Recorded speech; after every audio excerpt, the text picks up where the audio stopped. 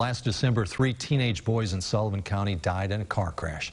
North Central students Kegan Ennen, Tyson Bull, and Thomas Jarasek all had their own passions in life. And for Kegan, that passion was football. Nicole Christine visited the Thunderbirds summer practice today, and she joins us now with how the team is moving forward without Kegan. It's got to be tough. It is tough, but it's clear that Kegan is still a huge part of this team, Mike.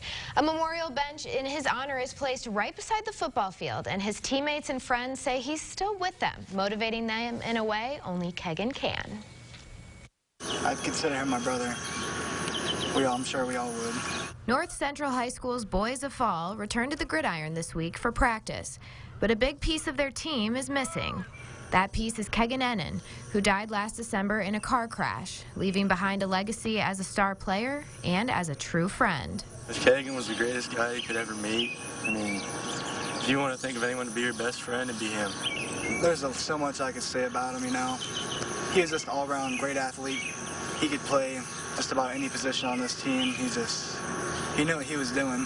Kegan, he was my best friend, and I remember the first time I saw him was, I think, second grade in youth league football, and I saw this kid with really long hair, and I was like, there's no way he's a football player.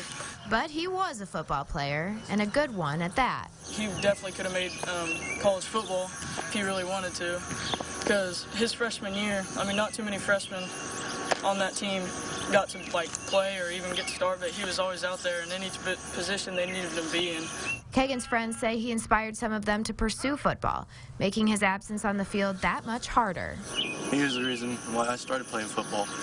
In fourth grade, I went out there first time, scared to death. Walked up to me and said, everything's going to be fine. It's definitely different because he was one of the main people that got me into starting football last year, you know, and him not being here it's rough. Months after his passing, Kegan's friends are left with memories of his passion. It was a North Davies game last year, and he got a pick six. It was his first one, I think. And he was super excited about that. When he ran it down, he started jumping up and down, and Milton started freaking out. And have chosen to mirror that passion as the season gets closer. We're trying to make this season about him, be good for him, because that's what he'd want for us, to be successful for him and for everybody in the community and everything.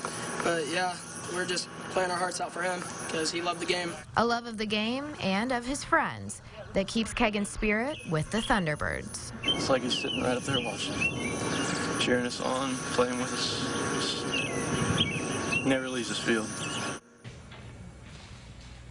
And the boys say they are hoping to have a number 5 jersey hung over Kegan's memorial bench for every home game this upcoming season. I was really impressed by what those young men had to say. And they are young men. They're not boys anymore. Absolutely. And their parents should be very proud of them. Yeah.